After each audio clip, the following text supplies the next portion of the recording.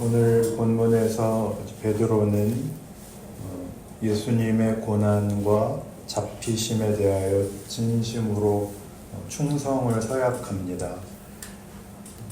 다른 복음서에 의하면 다른 사람은 다 주를 버릴지라도 또는 내가 주와 함께 죽을지언정 주를 부인하지 않겠나이다.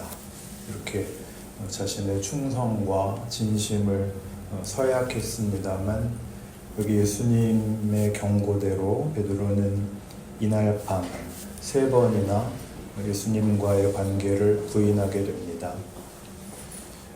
베드로의 부인은 그 앞에 있었던 유다의 배신과 비교됩니다. 앞에 21절을 보시면 그러나 보라 나를 파는 자의 손이 나와 함께 상 위에 있도다. 인자는 이미 작정된 대로 가거니와 그를 파는 그 사람에게는 화가 있으리로다 하시니, 유다는 예수를 배신하고 팔고 나중에 자책감을 이기지 못하고 자살하여 죽습니다. 베드로는 사실 유다와 비교하여 나을 것이 없죠. 3번 부인하는데 그 부인하는 정도가 매우 심합니다. 마태복음에 의하면 그는 예수를 알지 못한다고 맹세를 하고 심하게 저주하며 부인합니다. 그러나 주님께서는 베드로의 부인으로 베드로의 운명이 결정되지 않고 돌이키게 될 것을 약속하십니다. 너는 돌이킨 후에 내 형제를 굳게 하라 라는 당부의 말씀을 주시고, 우리가 잘 아는 대로 실제로 베드로에게 부활하신 예수님이 나타나셔서 그를 다시 사도로 회복시키십니다. 유다와 베드로는 이 둘은 왜 이렇게 차이가 나는가? 이게 오늘 생각해 보려는 관심사입니다. 누구는 유다가 되고 누구는 베드로가 되는가에 대해서 성경은 사실 자세히 설명하지 않습니다. 다만 우리에게 너희는 용서받은 유다다 이렇게만 말씀하시는 셈입니다. 유다가 있고 베드로가 있는 것이 아니라 우리가 전부 다 유다인데 어떤 유다들은 제 갈 길로 갔고 어떤 유다들은 용서를 받아서 베드로가 됐다. 그러니까 신앙인이 된다는 것은 결국 용서받은 죄인이 된다는 뜻입니다. 무슨 말일까요? 용서를 받았으니 이제는 옛날과 다르게 살자. 보통은 이렇게 이해를 하는데 맞는 얘기입니다. 맞는데 그냥 이렇게만 얘기하기에는 거기에는 이 용서받은 죄인이라는 신자의 자기 이해에 있어서 중요한 결함이 있습니다. 시편 105편을 찾아보시겠습니다. 구약성경 시편 105편. 시편은 몇 장 이렇게 읽지 않고 몇 편이라고 읽습니다. 몇 장이라고 읽으면 안 될까요? 그렇지는 않습니다. 시편 105편 16절 16절부터 19절까지를 같이 읽겠습니다. 시작. 그가 또 그 땅에 기근이 들게 하사 그들이 의지하고 있는 양식을 다 끊으셨도다. 그가 한 사람을 앞서 보내셨으며 요셉이 종으로 팔렸도다. 그의 발은 착고를 차고 그의 몸은 쇠사슬에 매였으니 곧 여호와의 말씀이 응할 때까지라. 그의 말씀이 그를 단련하였도다. 요셉의 생애에 관하여 말씀합니다. 예수 믿는 분들 중에 요셉이라는 이름을 가진 분들이 계시죠. 제가 아는 요셉이도 몇 분 되는데 우리가 이해하고 판단하는 요셉이라는 사람과 성경이 그리는 요셉 사이에 그 차이가 많은 인물 중에 하나입니다. 요셉은 아버지 야곱에게 편애를 받고 형들에게 미움을 받아서 그 형들에 의해 애굽에 종으로 팔려가 남의 집에서 종노릇하다가 무고를 당하여 감옥에 갇히고, 그러나 나중에 풀려나서 이제 애굽의 총리가 된 사람입니다. 우리는 그가 총리가 되고 온 세상을 구하고 자기 가족을 구하게 된 이 결과로 인하여 그 원인을 자꾸 신앙적으로 포장하여 이렇게 만들죠. 요셉은 믿음의 사람이었다. 인내의 사람이었다. 꿈의 사람, 비전의 사람이었다. 그는 감옥에서도 믿음을 놓지 않았다. 그러는데 그런 건 대부분 우리가 만들어낸 이야기들입니다. 성경은 거의 반대로 얘기합니다. 방금 읽으신 시편 105편 17절을 보시면 한 사람을 앞서 보내셨으며 어떻게 앞서 보내셨다 그러죠? 종으로. 그가 애굽에 간 것은 종으로, 노예로 팔려간 것입니다. 그리고 그는 감옥에 갇히고 그 발은 착고를 차고 족쇄에 매어 있고 그 몸이 쇠사슬에 매었는데 왜 이렇게 묶어놨냐 하면 19절에 곧 여호와의 말씀이 응할 때까지라. 여호와의 말씀이 응하기 위하여 랍니다. 무슨 말인가 하면 하나님의 말씀이 성취되기 위하여 그를 이렇게 묶어놨다는 겁니다. 하나님의 뜻이 이루어질 때까지, 약간 과장해서 말하자면 요셉이 나서서 판을 깨지 못하게 요셉을 묶어놓고 하나님이 일을 하셨다. 그런 뜻이 됩니다. 언뜻 이해가 안 가죠. 그런데 생각을 해보면 우리의 인생이 그렇지 않은가요?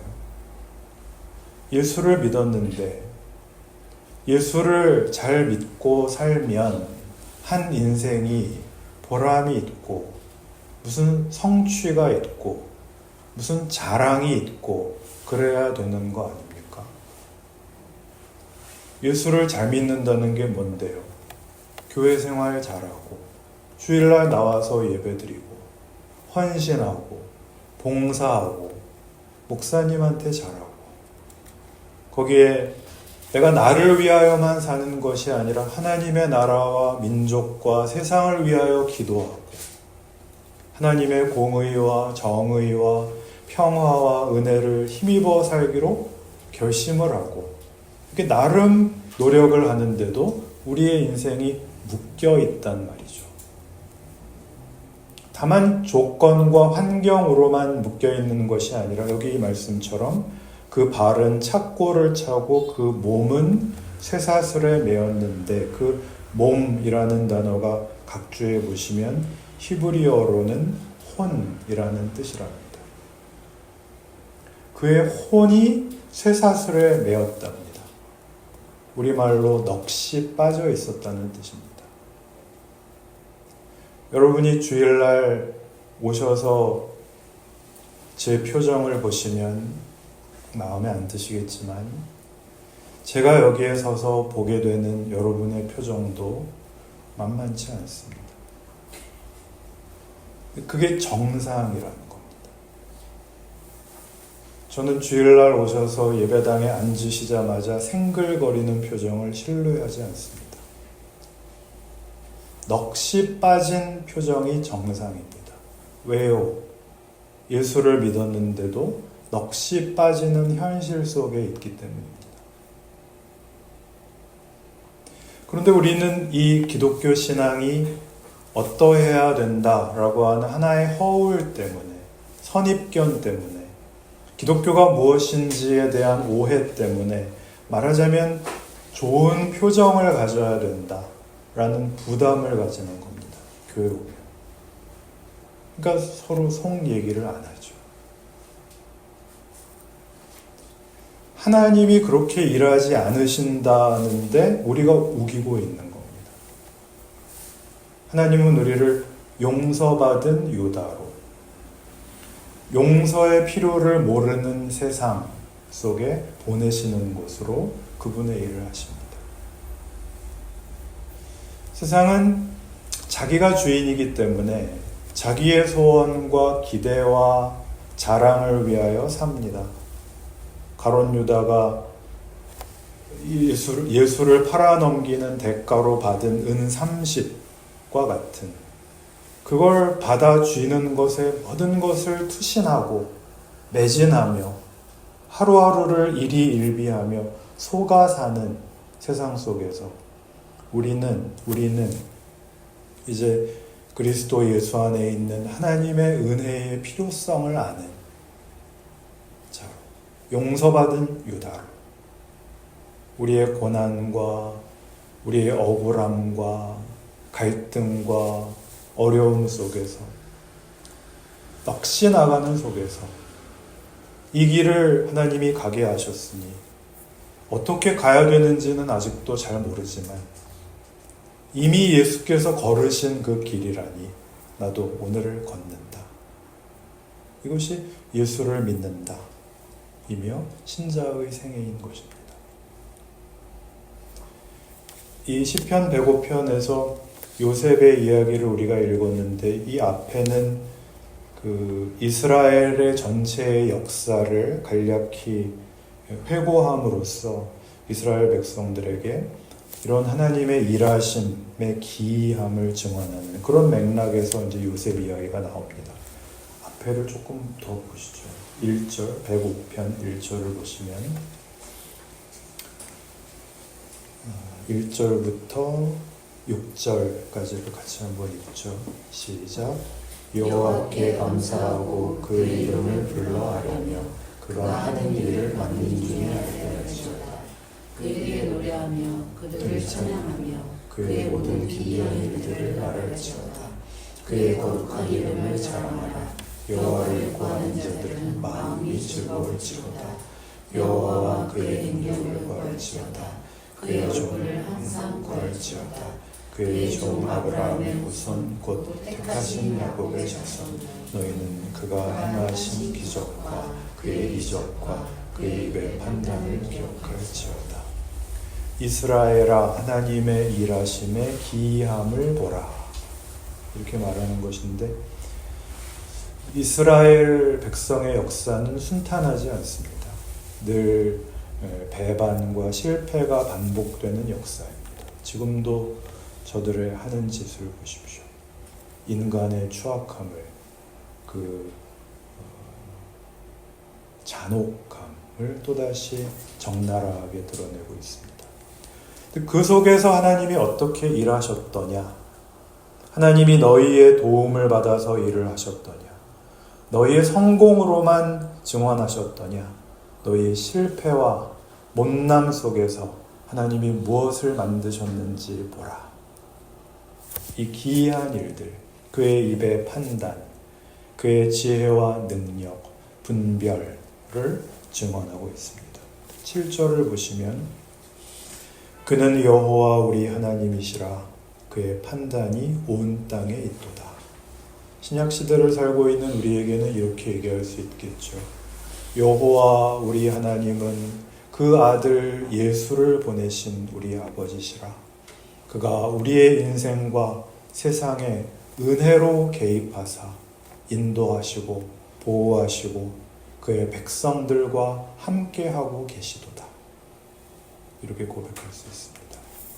그 다음 8절 하나님이 어떻게 그 약속을 성실하게 수행하고 계신지, 그 약속을 어떻게 신실하게 성취하고 계신지 이렇게 얘기합니다. 8절부터 15절까지를 읽읍시다. 시작.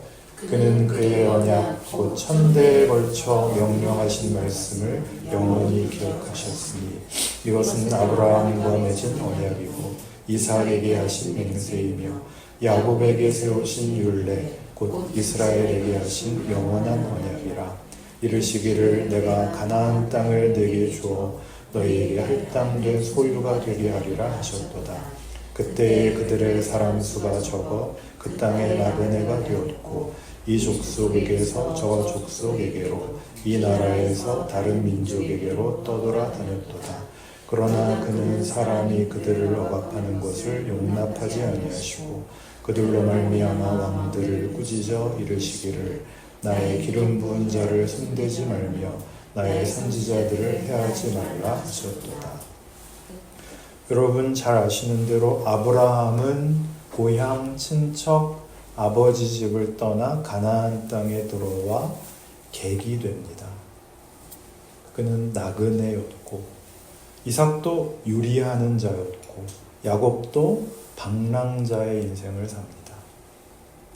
그들의 기업이 없습니다.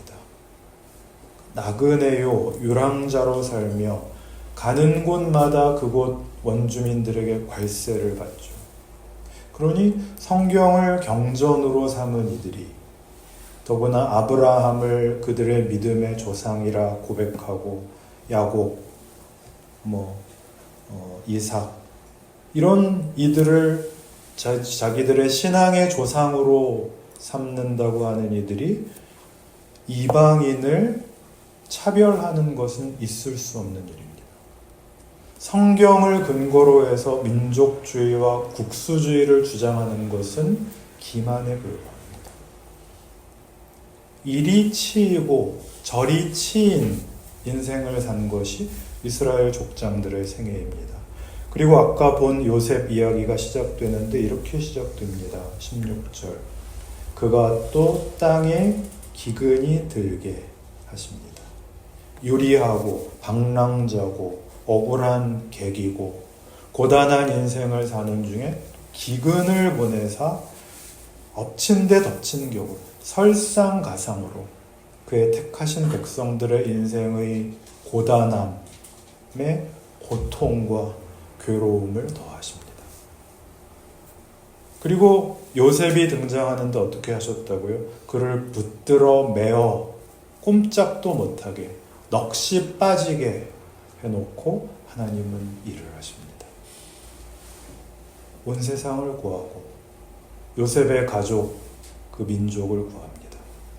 이것이 말하자면 신자의 정체성이라는 것이 성경의 설명입니다. 성경이 우리에게 거듭거듭 이해시키려고 하고 우리는 거듭거듭 거부하는 우리의 신앙 현실입니다. 물론 특별하게 쓰이는 사람들이 있습니다. 모세, 다윗, 엘리야 같은 사람들이죠.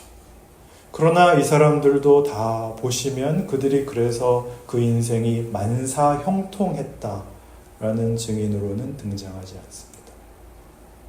모세는 하나님의 부르심을 받기까지 이집트의 왕자로 크다가 자기의 정체성을 알고는 자기 나라, 자기 민족 편을 들다가 쫓겨나서 미디안 광야에서 40년 동안 정말 그 영혼이 말라 비틀어져 버립니다. 넋이 빠지죠.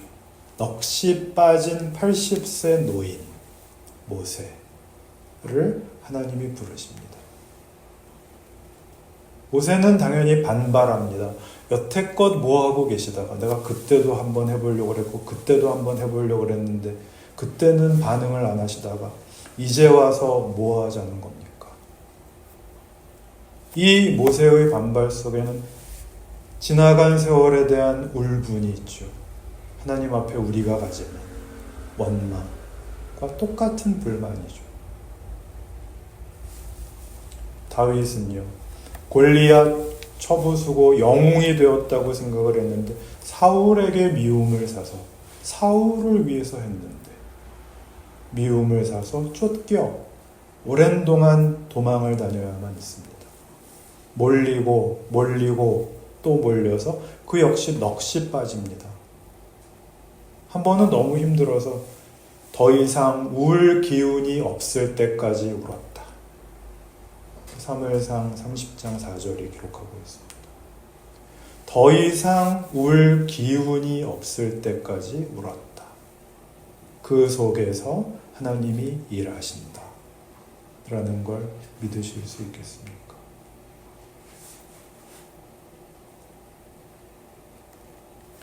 자신의 아들을 보내어 십자가에 못 박아 세상의 비열함과 배신과 음모와 왜곡과 억울함 속에 그를 묶어 놓으시고 하나님의 지혜와 기이한 능력 속에서 그의 영광과 모두의 승리를 일구어 내신다는 걸 믿으실 수 있겠습니까? 이걸 믿는다는 것이 예수를 믿는다는 뜻입니다.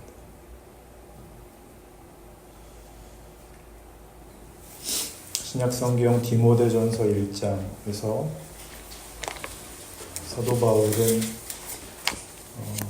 자신의 정체성과 자신의 사역을 이렇게 설명합니다. 디모데전서 1장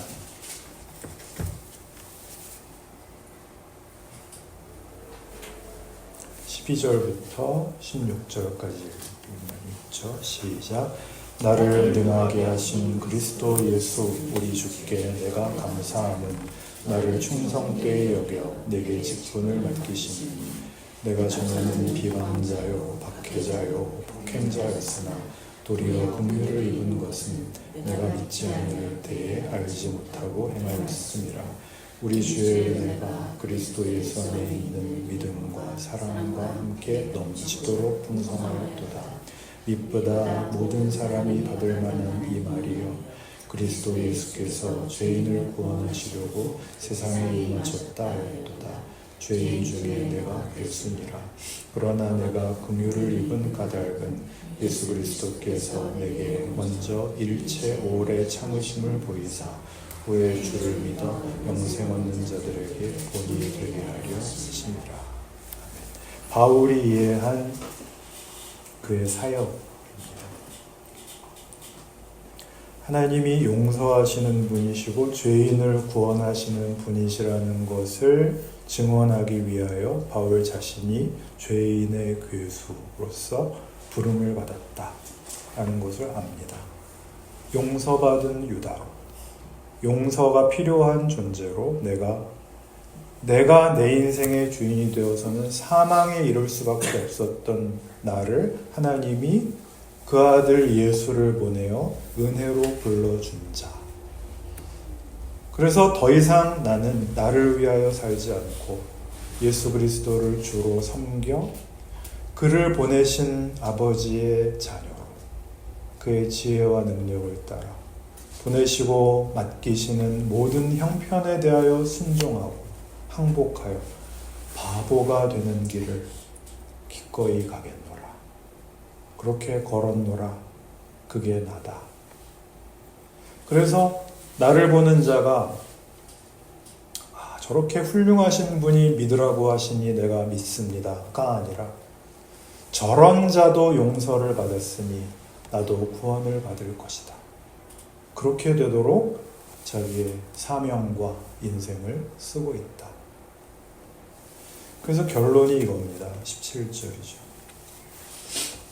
영원하신 왕 곧 썩지 아니하시고 보이지 아니하고 홀로 하나이신 하나님께 존귀와 영광이 영원 무궁하도록 있을지어다. 아멘. 신자된 정체성이요 힘이요 하나님이 일하시는 방법이요 현실이라는 것이죠. 그러니 신자의 인생은 늘 넋이 빠져있게 마련입니다. 요셉처럼요. 그러나 하나님이 일하시는 이 현실과 신자된 정체성을 우리가 제대로 이해한다면 이 길이야말로 명예롭고 영광된 길이요 하나님이 인도하시는 능력의 자리라는 것을 아는 기쁨이 우리를 세상의 유혹과 위협 앞에서 능히 버티게 하실 것입니다. 이 인생으로 부름받은 자의 숙명이 우리 하늘소망 교우들 모두에게 있기를 바랍니다.